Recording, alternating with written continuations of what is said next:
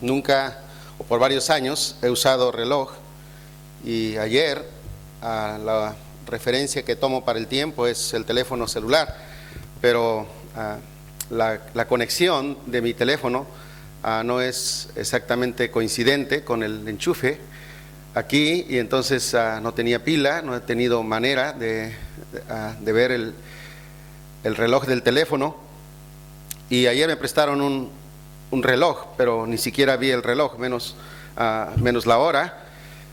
Por alguna razón en la iglesia recientemente vi que cambiaron el reloj, y entonces el reloj que antes teníamos era como de unos 20 centímetros o 30 centímetros, y ahora al frente hay un reloj como de 50 centímetros, y entonces eso es seguramente un mensaje para mí. Siempre soy indisciplinado en eso, y espero que las gentes del hotel y las personas que cierran aquí el salón lo puedan hacer a tiempo. Así que yo voy a tratar de concentrar el mensaje lo más posible y tratar de compensar el tiempo que les robé al mediodía. Vamos a ir entonces en nuestra Biblia a la carta de Pablo a los Efesios, capítulo 4, y vamos a considerar 3 versículos sobre los cuales ya se ha estado hablando, se ha estado enfatizando en esta noche. Quiero hablar sobre la preeminencia de Cristo en el ministerio, y hemos escuchado bastante sinónimos acerca de lo que es la preeminencia, y desde luego eso es exactamente lo que hemos querido destacar en la persona de Cristo. Y qué contraste, porque Él es preeminente, pero para ser preeminente se hizo humilde y se hizo siervo, y rebajó su condición, la bajó hasta la más ínfima expresión, como de malhechor, como de culpable, como cargando la pena de la condena que nos correspondía a nosotros, como dándose de una manera total. Vamos a leer en esta porción. Y él mismo constituyó a unos apóstoles, a otros profetas, a otros evangelistas, a otros pastores y maestros, a fin de perfeccionar a los santos para la obra del ministerio, para la edificación del cuerpo de Cristo, hasta que todos lleguemos a la unidad de la fe y del conocimiento del Hijo de Dios, a un varón perfecto, a la medida de la estatura de la plenitud de Cristo. Padre, te damos gracias una vez más en esta noche por tus bendiciones. Gracias, Señor, por este compañerismo que nos has dejado disfrutar, por estrechar nuestras manos, por conocernos, por darnos cuenta, Señor, que en ti no hay barreras que nos puedan dividir en cultura, en costumbres, en tradiciones. Tenemos una identificación tan plena como tus hijos, y podemos sentirnos como hermanos, y te damos gracias, Señor, por esa comunión. Oramos que tu palabra en esta noche sea de bendición. Ayúdanos a transmitir exactamente lo que tú quieres decirnos, y permite, Señor, que en verdad hagamos honor a ese digno nombre que tú tienes, y podamos exaltarte en lo que decimos, pero especialmente en lo que somos y hacemos. Pedimos tu bendición, oramos en Cristo Jesús. Amén.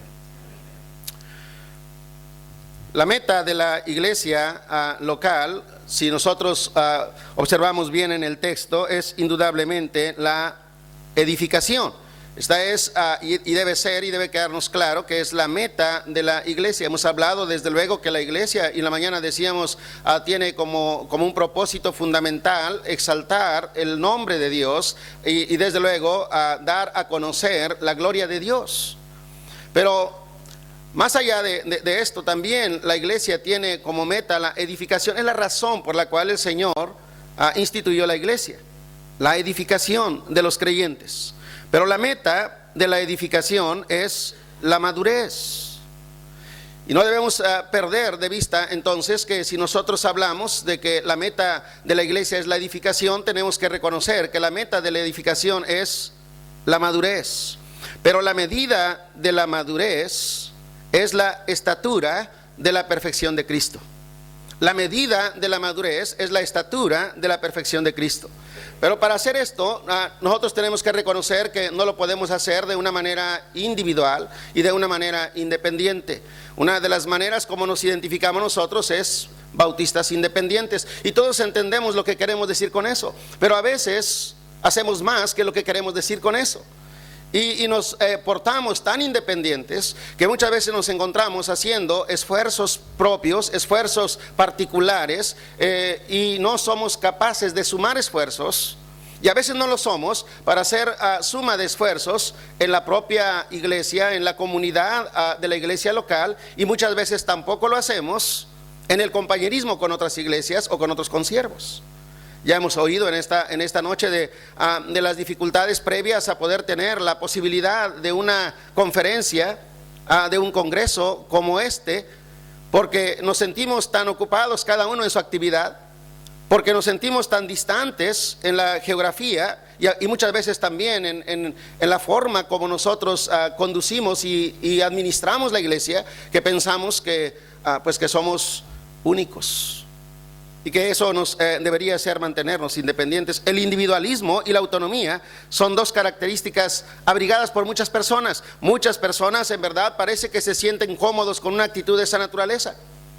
Observamos a creyentes que llegan a la iglesia y salen de la iglesia sin tener ninguna intervención en el culto y sin tener ninguna participación en ninguna de las cosas relacionadas con la iglesia y sin siquiera tener ninguna interacción con las demás personas. Parece que aman la condición de ser independientes, parece que pretenden ser autosuficientes.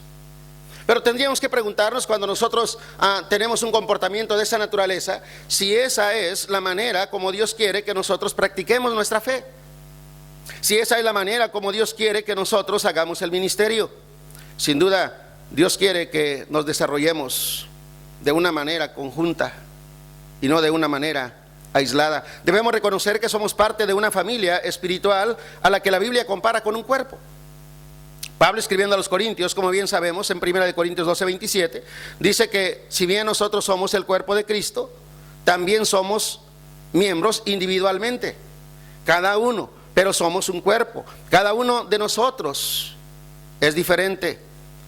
Tenemos, desde luego, a pesar de ser diferentes, una asignación de una función y de un papel que es singular y que es significativo dentro de la iglesia. No solamente cada uno de nosotros es diferente, pero tenemos que reconocer que cada uno de nosotros es dependiente. Y debemos reconocer esa calidad, esa condición. Somos dependientes, con eso estamos diciendo, nos necesitamos unos a otros. Y debe haber conciencia entre nosotros que nos necesitamos unos a otros. No solamente somos diferentes y somos dependientes, pero también tenemos la necesidad de ser dirigidos. Necesitamos que haya una persona delante de nosotros, y esta es la razón por qué la palabra de Dios dice que el Señor mismo constituyó a personas con la condición y con la calidad de pastores y maestros. Nos ha colocado, este es su diseño, bajo un liderazgo ordenado y bajo un liderazgo de personas que sean capacitadas. Esto es algo que no debemos olvidar. El propósito de Cristo para su cuerpo es madurarnos como creyentes y alcanzar al mundo por medio de nosotros. El plan de Dios para alcanzar a los perdidos se ejerce a través de la iglesia, y la iglesia se integra por personas, y personas tienen que estar unidos si en verdad quieren cumplir este propósito. Así que, a fin de funcionar más efectivamente como el cuerpo de Cristo, una de las cosas que necesitamos hacer en primer lugar es identificarnos como miembros de una iglesia local. Necesitamos identificarnos como miembros de una iglesia local. Y cuando yo digo que necesitamos identificarnos, estoy diciendo que nosotros debemos hablar de la iglesia no solamente como la iglesia que es propiedad del Señor, sino también la iglesia a la cual nosotros pertenecemos y la iglesia que nos pertenece en alguna manera a nosotros. Tenemos que tener un sentido de pertenencia. Tenemos que hablar en términos de que nosotros somos parte de la iglesia. He escuchado a muchas personas hablar de la iglesia como excluyéndose de la iglesia. Me parece que lo hacen de manera deliberada. Hablan de la iglesia como ustedes y no hablan de la iglesia como nosotros.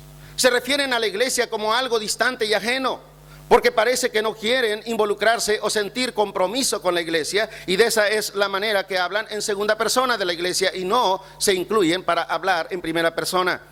no hay identificación. Y nosotros tenemos que entender que la palabra de Dios nos da un sentido de identificación. Debemos reconocer, como dice el apóstol Pablo en esta carta, capítulo 2 y versículo 19, así que ya no sois extranjeros ni advenedizos. El Señor Jesucristo ha hecho la división, ha hecho la partición, mejor dicho, de esa pared, ha derribado la pared intermedia entre estratos sociales, entre estratos culturales, entre personas con diferentes contextos y razas, y ha hecho, como dice la palabra de Dios, de todos los pueblos uno solo. Así que ya no somos extranjeros ni advenedizos, sino conciudadanos de los santos. ¿Y qué más dice? Y miembros de la familia de Dios. Así que, hermanos, en la iglesia cada uno de nosotros debemos identificarnos como parte de la iglesia. Hablar de la iglesia, como dije, en un sentido personal, en un sentido propio. Como dicen las personas cuando motivan a los equipos a participar en una contienda deportiva, pues necesitas ponerte la camiseta. Y en el sentido estricto, como creyente, nosotros necesitamos sentir el nombre de nuestra iglesia, la ubicación de nuestra iglesia, la localidad de nuestra iglesia. Tenemos que hablar de la iglesia con celo, tenemos que hablar de la iglesia con emoción, tenemos que referirnos a la iglesia con entusiasmo, tenemos que hablar de la iglesia con interés. En verdad, nosotros tenemos que desarrollar un espíritu de amor por la iglesia. No somos extranjeros ilegales. ¿Cómo se conduce un extranjero ilegal? Precisamente en el país donde está viviendo como extranjero ilegal. Se conduce desde luego de manera ilegítima.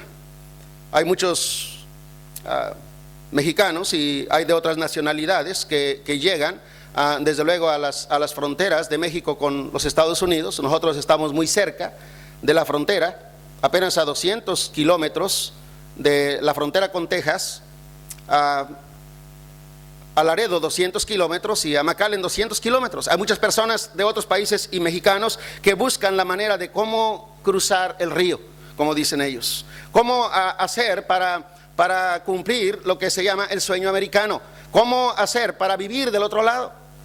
Y muchas personas lo hacen precisamente de manera ilegal. ¿Qué es y cómo viven cuando hacen esto de una manera ilegal? Muchas veces suplantan su identidad y usan papeles de otra persona. Y de esta manera pasan como ciudadanos, algunos de ellos como personas legales, aunque no corresponde la identidad que portan a su persona. Y a veces en la iglesia parece que fuéramos extranjeros ilegales. No queremos compromisos, no reclamamos derechos, pero no asumimos tampoco privilegios. Simplemente formamos parte de una agrupación, formamos parte de una congregación. Si las cosas van bien, nosotros nos sentimos parte. Si las cosas no van muy bien, entonces nosotros no tenemos parte. Si hay que dar alguna cosa, si hay que sacrificar, nosotros no tenemos parte.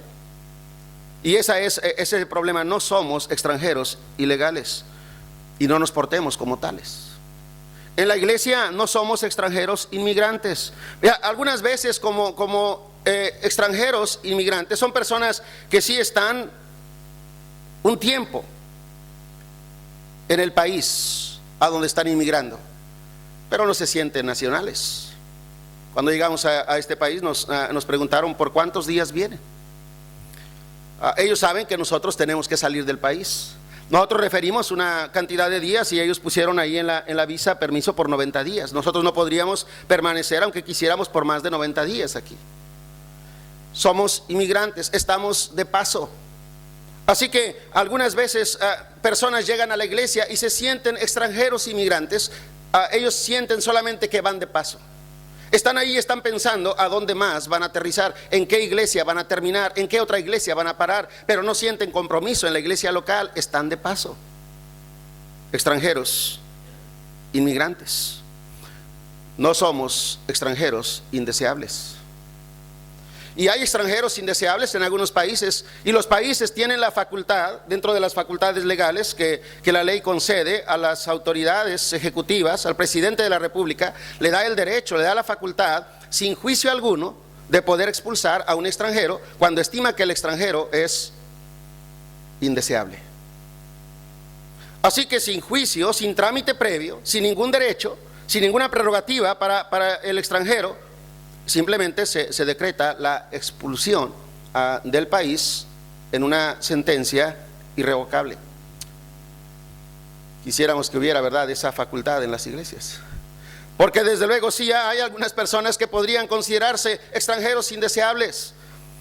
Personas que en verdad uno dijera, ay Señor, no sé qué hacer con esta persona. En verdad hay miembros de las iglesias, y estoy seguro que en la mayoría de las iglesias hay personas que no se comprometen, que no están dispuestos a ayudar, que no colaboran, que no sienten amor por la iglesia, que no sienten apego por la iglesia, pero que sí buscan la manera de afectar, de estorbar, de crear conflicto, de dividir, que continuamente están buscando la manera de entorpecer el trabajo.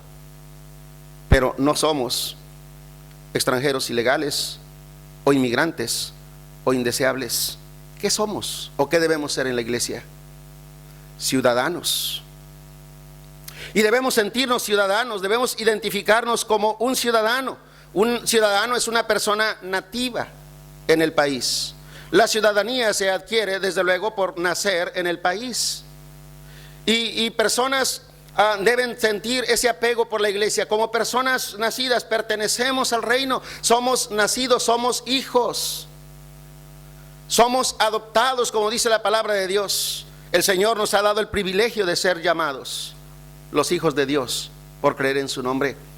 Pero además debemos sentir el sentido de la territorialidad de la iglesia. Si bien es cierto, pertenecemos a una iglesia de la que se hablaba ayer, a la que pertenecen todos los creyentes en todos los tiempos, en todas las naciones, también es cierto que el Señor ha diseñado la función de la iglesia de una manera territorial y nos ha ubicado en una iglesia local. Y cada uno de nosotros debe tener el sentido de pertenecer a una iglesia local. Usted debe decir, y decimos en México con la expresión más abierta que podamos decir, pertenezco a la iglesia bautista de Mar de Plata, a la iglesia bautista bíblica del Sinaí, o a la iglesia bautista bíblica del nombre que sea. Pero nosotros debemos sentirnos identificados con la iglesia. No solamente nuestro nombre debe figurar en el libro de la iglesia, pero debemos sentirnos identificados con la iglesia. Me parece que una persona que creyente no decide incorporarse a la iglesia porque no decide bautizarse, es una persona indolente, porque no está obedeciendo a la palabra de Dios, porque está manifestando una actitud rebelde al mandato de Dios. Es una persona indiferente, además de ser una persona indolente al mandato de Dios. No puede y no interviene en lo que tiene que ver con la edificación de la iglesia. La iglesia es la esfera territorial de nuestra nación. Nuestra nación nos ha fijado un territorio específico que va desde donde está ubicada nuestra iglesia, cualquiera que sea la dirección de nuestra iglesia. Nosotros intentamos hace unos 2 años un esfuerzo de trabajo evangelístico en la iglesia, que le llamamos al programa Desde Jerusalén hasta lo último de la tierra. Y luego decíamos a los hermanos, mira, estamos en la colonia 13 de Mayo, en Ciudad Guadalupe, Nuevo León, México. Y decíamos a los hermanos, la colonia 13 de Mayo de Ciudad Guadalupe es nuestra Jerusalén. A partir de aquí nosotros vamos a tener una perspectiva, una visión extendida a todo el derredor, y vamos a comenzar por tratar de establecer un radio de afectación. Yo dije a los hermanos, 1 kilómetro a partir de la ubicación de la iglesia. Hicimos un mapa, trazamos 10 cuadras alrededor, llegamos al tiempo devocional, nos distribuimos por diversos equipos para salir calle por calle, cuadra por cuadra, y tratar de tocar cada puerta, al menos en 1 kilómetro a la redonda. Yo decía, esta es nuestra Jerusalén. ¿Cuántas personas alrededor de los que están cerca, solamente a 1 kilómetro de nosotros, no hemos alcanzado, no hemos hablado, no hemos tocado la puerta? Probablemente la última vez que lo hicimos hará 10 años. Y si lo hicimos hace 10 años, probablemente personas llegaron a residir dentro de ese radio de afectación de 1 kilómetro a la redonda. Habrá nuevos vecinos, habrá que llevar de nueva cuenta el evangelio casa por casa, puerta por puerta. Esa es nuestra Jerusalén. Entonces lo que tenemos que hacer es reconocer, la iglesia local nos da identidad. Tenemos que identificarnos con la iglesia, tenemos que identificarnos como miembros de la iglesia. La primera cosa que nosotros hacemos cuando vamos a tocar puertas es justamente decir de dónde venimos. Queremos identificarnos como que venimos de la iglesia bautista Genezaret, que está en tal parte, porque no queremos ser confundidos. No queremos que nos identifiquen con testigos de Jehová. No queremos que nos identifiquen con mormones. No queremos que nos identifiquen con ninguna otra secta. Queremos que nos identifiquen como parte, como miembros de la iglesia bautista que está ubicada en tal parte. Necesitamos tener un sentido de identidad. La iglesia local nos da identidad, pero la iglesia local también nos da instrucción. Y hermanos, la meta de la iglesia dijimos que era la edificación. ¿Y cómo es edificada la iglesia? A través de la instrucción. ¿Y quién imparte la instrucción? Bueno, la Biblia dice otra vez, y Él mismo constituyó a unos.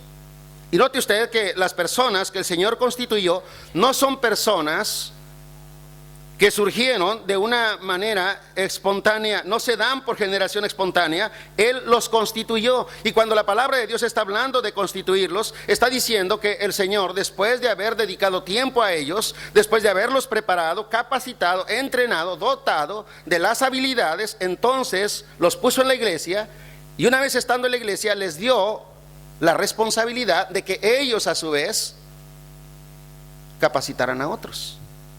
La iglesia local no solamente nos da identidad, la iglesia local nos da instrucción, para que a través de la instrucción nosotros podamos ver el crecimiento de la iglesia, porque crecimiento se da por conocimiento de la palabra de Dios. Crecimiento se da por instrucción, y la iglesia tiene la responsabilidad de dar instrucción. Y en esto desde luego se pueden unir esfuerzos para dar instrucción. Yo admiro aquí en este país la gran cantidad de misioneros que hay. La mayoría de los misioneros desde luego tienen grados académicos obtenidos en universidades en Estados Unidos. Mire, es un problema allá en México. Nosotros tenemos en la universidad cristiana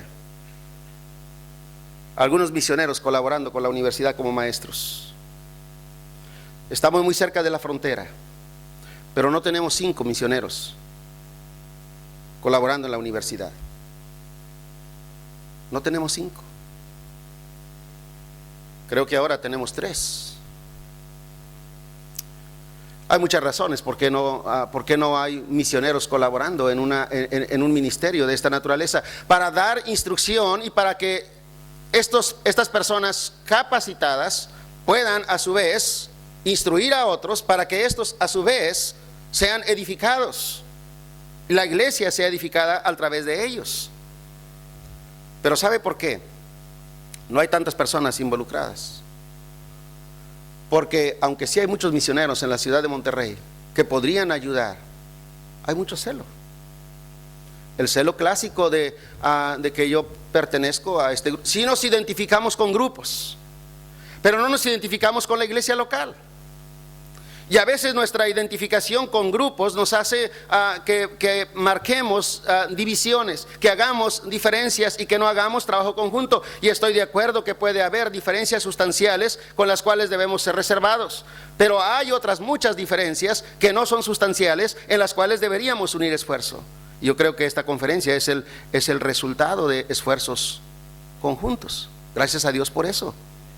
Pero hermanos, lo que estoy diciendo es que una iglesia, para que sea edificada, necesita ser instruida. Y una iglesia, para que sea instruida, necesita de instructores.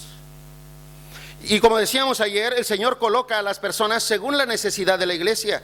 Pero es probable que Dios haya puesto en cada iglesia, en Argentina, en los países aledaños, a personas con la capacidad y con la posibilidad Yo no sabía, y pregunté esta tarde si no había una universidad cristiana en Argentina, y me dijeron que no.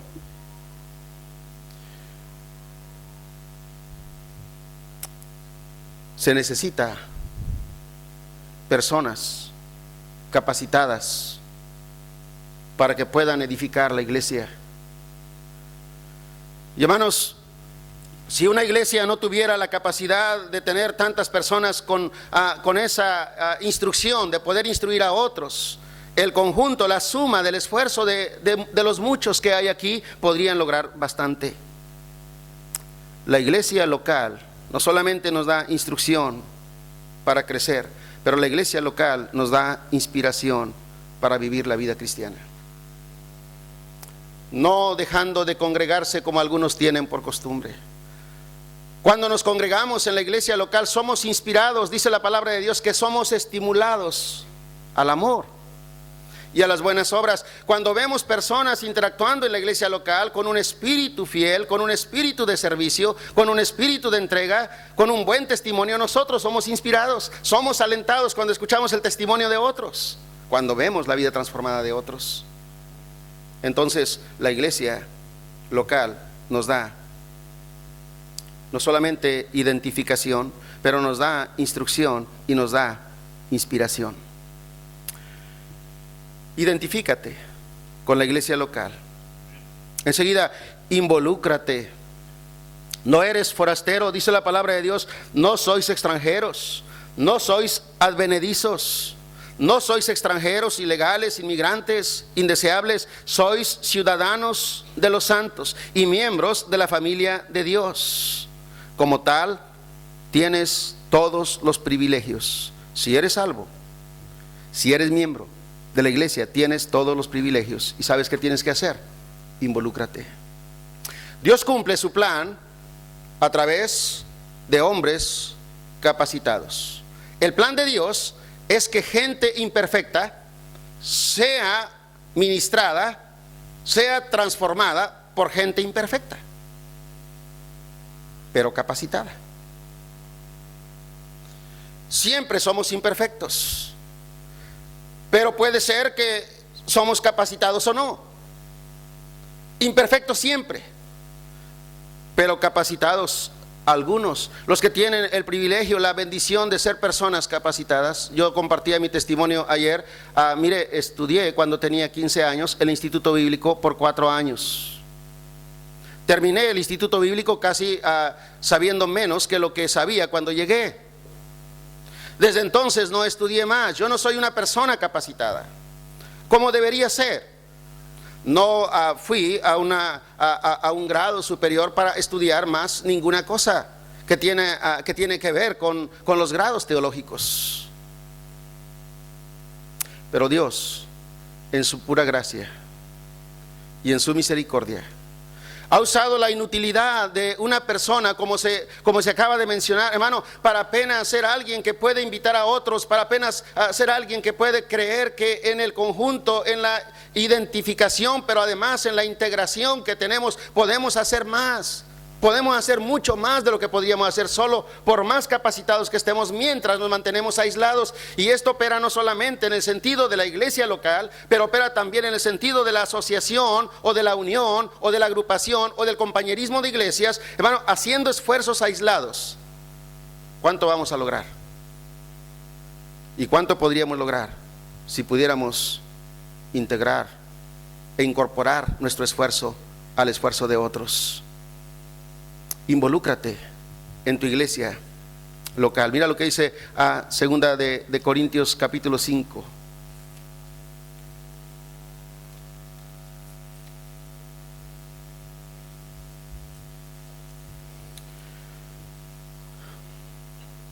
Si cada uno de nosotros asumiéramos la responsabilidad que tenemos, dice el versículo 19, que Dios estaba en Cristo reconciliando consigo al mundo, no tomándoles en cuenta a los hombres sus pecados. Nos encargó a nosotros la palabra de la reconciliación. Dios nos encargó a nosotros. Nosotros somos responsables de la obra del ministerio. El Señor lo podía hacer de cualquier manera, como se ha dicho repetidamente en este lugar, pero Dios quiso hacerlo a través de nosotros, nos encargó a nosotros el ministerio de la reconciliación, el ministerio de la palabra de la reconciliación. Él es el reconciliador, Él es el mediador, Él es el que pagó el precio, Él hizo el sacrificio, pero dice la Biblia que a nosotros nos ha dado el ministerio de la reconciliación. Y sabe que el versículo 19 dice que Dios estaba en Cristo reconciliando consigo al mundo, no tomándoles en cuenta a los hombres sus pecados, y nos encargó a nosotros la palabra de la reconciliación. Es nuestra responsabilidad. Es la responsabilidad de cada uno de los miembros de la iglesia. Usted no podría decir, bueno, esa es la responsabilidad del pastor o de los diáconos o de las personas que tienen una cierta preparación, que son maestros de escuela dominical, pero apenas soy un miembro de la iglesia. Pues tú eres miembro de la iglesia, estás incorporado al cuerpo de Cristo. Dios te encargó a ti el ministerio de la palabra de la reconciliación. Dios te ha dado a ti la responsabilidad de compartir el evangelio, y tú tienes que sentirte parte, involucrándote en la iglesia, sabiéndote miembro del cuerpo de Cristo. Deberíamos aceptar, deberíamos reconocer nuestra posición. Dice la palabra de Dios, ¿cómo es que nosotros podemos hacer, cómo podemos involucrarnos? Versículo 15 de este 2 Corintios 5 dice, y por todos murió, para que los que viven, ¿qué cosa? Ya no vivan para sí.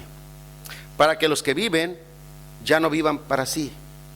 Y este es el propósito que el Señor tiene al darnos a cada uno de nosotros el privilegio, la responsabilidad de ser ministros de la palabra de la reconciliación. Nos da esta capacidad, nos da esta responsabilidad, haciendo que cada uno de nosotros asuma la vida cristiana de manera personal, de manera responsable, no viviendo para sí, ya no viviendo para sí, sino para aquel que murió y resucitó por ellos.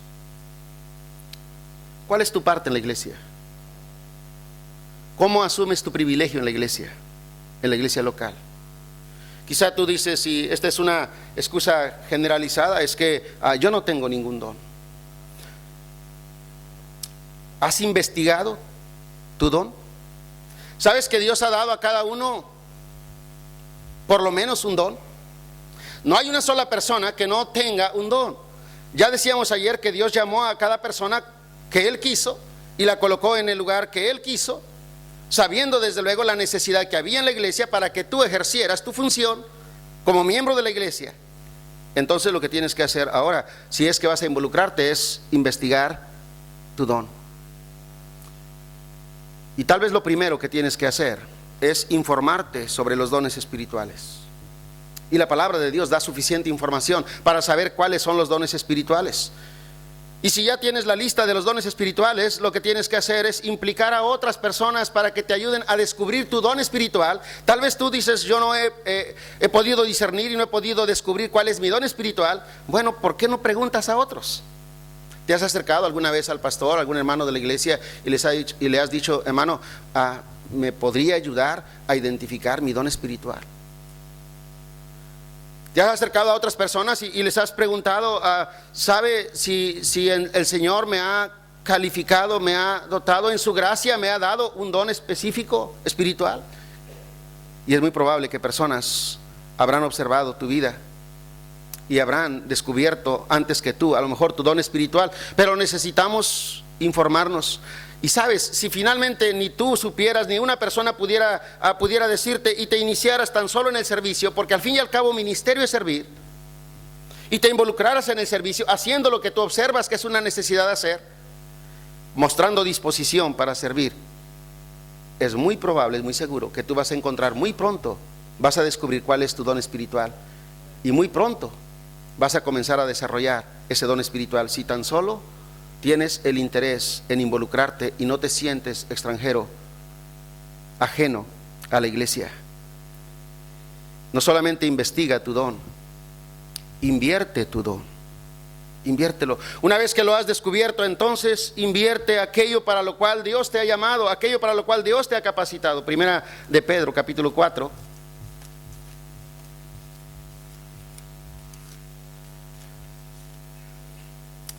Dice la Biblia en el versículo 10. Cada uno según el don que ha recibido, ¿qué dice? Ministrelo a los otros como buenos administradores de la multiforme gracia de Dios. Cada uno ha recibido un don, por lo menos, según el don que ha recibido. Cada uno habremos recibido diferentes dones, pero cada uno ha recibido. Y una vez que lo ha recibido para ministrarlo a los otros como buenos administradores de la multiforme gracia de Dios, porque habremos de dar cuenta de cómo estamos invirtiendo los dones espirituales. Inclúyete en las actividades de la iglesia. ¿Qué actividades hay en tu iglesia? Hay actividades bastante sencillas que tú podrías decir, bueno, eso es insignificante. Pero como un hermano, un siervo en una tarea insignificante. Hay una persona en la iglesia que abre la puerta del templo. Hace unas 3 semanas llegamos mi esposa y yo un poco más tarde, quizá unos 5 minutos después de la hora, y vimos que la gente estaba afuera. Era día de culto, entre semana, era un martes tal vez, si mal no recuerdo. Cuando llegamos la gente estaba afuera. El hermano que abría la puerta enfermó y no llegó a tiempo y no tuvo la oportunidad de avisar a otra persona, y otras personas que tenían llave tampoco habían llegado. Y hermano, era un caos cuando nosotros llegamos. Todo era tarde, el culto ya debe haber comenzado, pero la puerta estaba cerrada. La gente había llegado, pero estaban afuera. Una vez que ya estábamos adentro, pues hay otra llave para abrir la cabina del sonido, y no estaba la llave de abrir la cabina del sonido. Comenzó el culto sin sonido.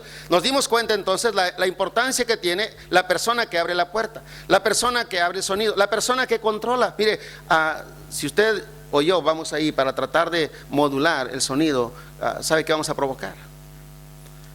Que seguramente que alguien venga y nos pida que desalojemos antes de lo que tendríamos que desalojar el salón, por el ruido que vamos a provocar.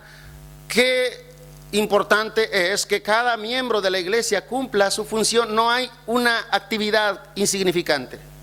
Si tenemos nosotros actividades, y en la iglesia tenemos ministerio de rutas, salimos 3 autobuses y 6, 12 o 13 camionetas para traer a personas de otros lugares. ¿Sabe qué se necesita? Se necesitan choferes que estén a tiempo para salir. Los que son choferes tienen que estar más temprano que todos los demás. El culto comienza a las 8:30 de la mañana, pero a las 8 de la mañana abrimos el comedor para ofrecer desayuno a los hermanos que vienen al culto a la primera hora. Pero ¿sabe qué se necesita para ofrecer desayuno? Personas tienen que venir a las 6 de la mañana para preparar desayuno para los que vienen a las 8 de la mañana y estar al culto.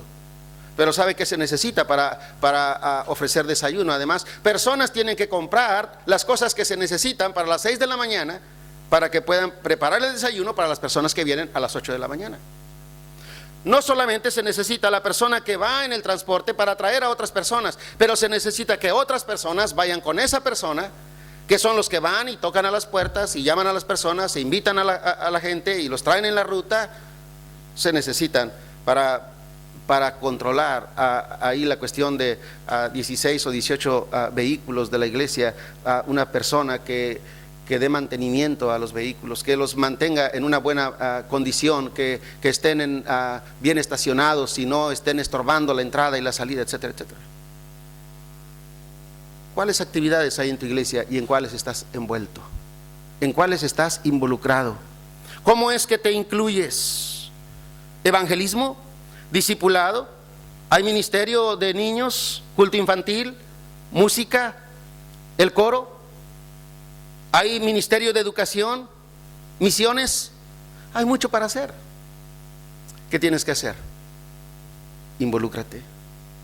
Simplemente tú tienes que entender, soy parte de la iglesia, tengo no solamente que investigar sobre mi don, pero además tengo que invertir mi don y además me tengo que incluir en las actividades de la iglesia. Pero finalmente algo para hacer es imita el modelo de Cristo. Imita el modelo de Cristo. Si lo que estamos diciendo, hermanos, es que vamos a darle la preeminencia a Cristo en el ministerio, entonces Él tiene que ser nuestro modelo. A Él es a que tenemos que imitar. ¿Y qué es lo que hizo el Señor? Filipenses capítulo 2, y me parece que ahí encontramos el mejor ejemplo y el mejor modelo de lo que el Señor hizo.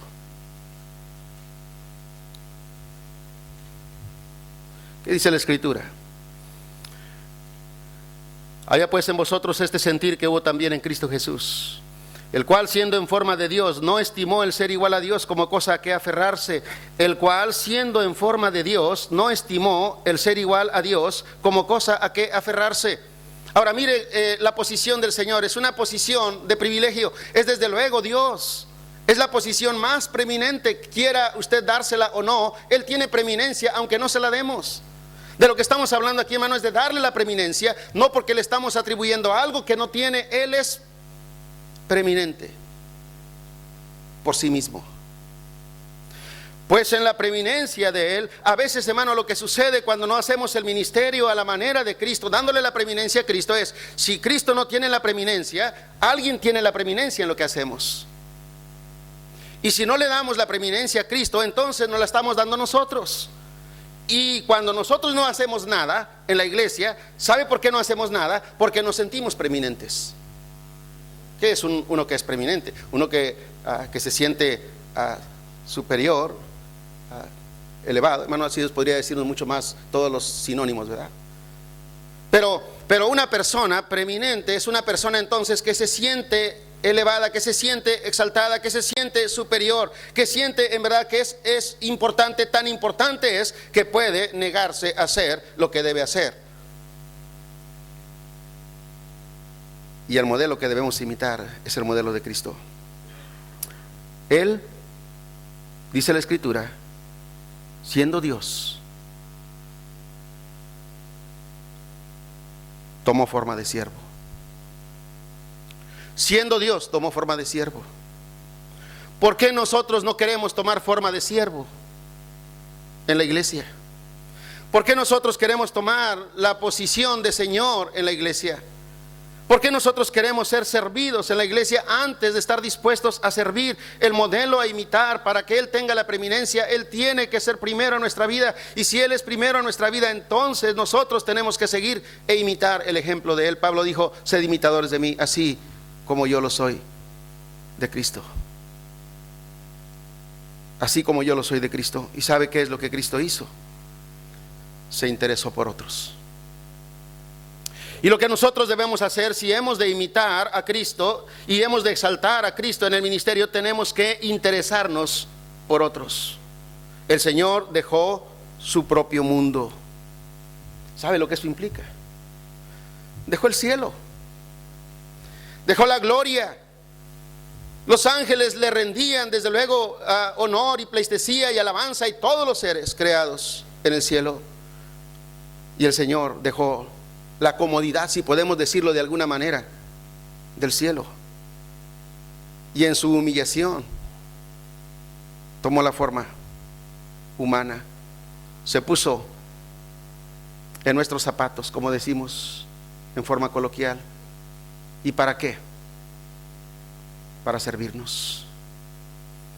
¿Queremos que Cristo sea preeminente en el ministerio? ¿Sabe qué tenemos que hacer?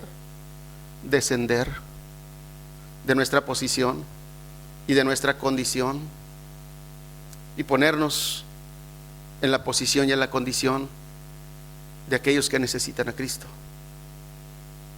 de ir tras ellos, de ir por ellos hasta donde ellos están, porque Él vino para buscar.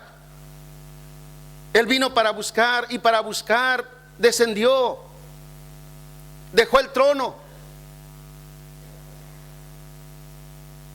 para venir entre nosotros. Cristo tuvo que dejar el cielo, tuvo que dejar la comodidad y venir a la tierra en la condición de hombre. El ministerio, hermano, se tiene que ejercer encarnando a Cristo. Así como Él, siendo Dios, se encarnó, nosotros tenemos que hacer un ministerio similar al de Él. Si hemos de continuar al ministerio que Él comenzó, tenemos que asumir la misma condición que Él asumió, la condición de un siervo, un ministerio encarnando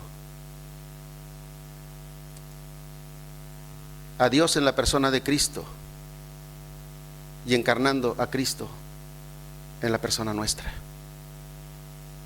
Y si no se hace así, no le damos la preeminencia. No le damos la preeminencia. No importa qué hacemos, no importa cómo lo hacemos, pero tenemos que hacerlo de esa manera, imitándolo a Él, a la manera de Él. ¿Puede imaginar? Podemos recrear en nuestra mente lo que el Señor hizo. No me refiero solamente a la condición de su muerte. Me refiero, hermano, la Biblia dice que recorría las aldeas y las ciudades. La Biblia dice que el Señor se conmovía y sentía compasión por las ovejas y las veía dispersas como ovejas, las personas dispersas como ovejas que no tenían pastor. La Biblia dice lo que el Señor hacía, trataba de satisfacer las necesidades de las personas, iba donde las personas estaban. Si hemos de darle la preeminencia al Señor, tenemos no solamente que interesarnos por otros, pero tenemos que influenciar a otros. Influenciar a otros. ¿Sabe qué hizo Él? Llamó a 12 para que estuvieran con Él, para entrenarlos, para prepararlos, para influenciarlos, para hacer los otros como Él, para que estos edificaran su cuerpo en la tierra, la iglesia de Cristo, influenciar a otros. Tenemos que invertirnos en otros, compartiendo con los demás. ¿Cuánto hace falta, hermano, que asumamos este papel, esta responsabilidad de no solamente interesarnos por otros, pero además influir sobre otras personas? Se ha dicho aquí una y otra vez la necesidad que hay de que haya otros que van a tomar la estafeta después de nosotros. Hoy veíamos y honrábamos la memoria de un misionero invirtiendo su vida más de 50 años en el ministerio. Y desde luego es de inspiración ver y reconocer a personas dando su vida al servicio del Señor. Pero ¿qué después de ellos? ¿Y qué estamos haciendo nosotros para otros que vienen después de nosotros? ¿Estamos siendo de influencia sobre otros? Necesitamos influir a otros, interesándonos por ellos. La Biblia dice en Proverbios 27:17, hierro con hierro se aguza, y así el hombre aguza el rostro de su amigo. Si nosotros tenemos que influir en otros, tenemos que hacernos acompañar de otros, tenerlos cerca de nosotros, influir en ellos, no solamente nuestra intención, pero también nuestra participación, también nuestra visión.